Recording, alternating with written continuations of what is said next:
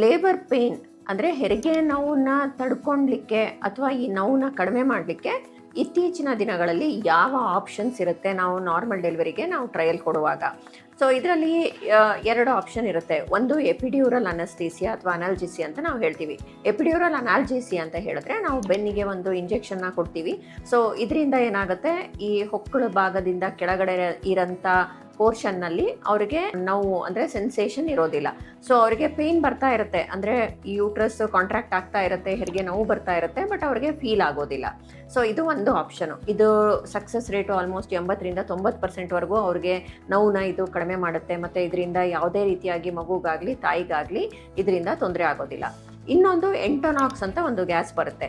So ಈ ಗ್ಯಾಸ್ನ ನಾವು mask ಮೂಲಕ ತಾಯಿಗೆ ಡೆಲಿವರಿ ಪೇಯ್ನಲ್ಲಿ ನಾವು ಅದನ್ನು ಗ್ಯಾಸ್ನ ಕೊಡ್ತೀವಿ.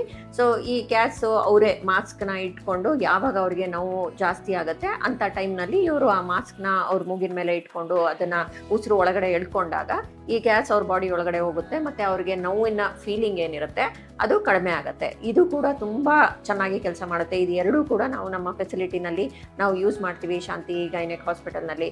ಸೊ ಇದರಿಂದ ಪೇಷಂಟ್ಸ್ ಏನು ಈ ನೋವು ಬಗ್ಗೆ ಹೆದರ್ಕೊಂಡು ನಾರ್ಮಲ್ ಡೆಲಿವರಿ ಮಾಡಿಸ್ಕೊಳ್ಲಿಕ್ಕೆ ಹಿಂಜರಿತಾರೆ, ಅದನ್ನು ನಾವು ಓವರ್ಕಮ್ ಮಾಡ್ಬೋದು ಈ ಥರದ್ದು ಫೆಸಿಲಿಟೀಸ್ ಇರೋದ್ರಿಂದ.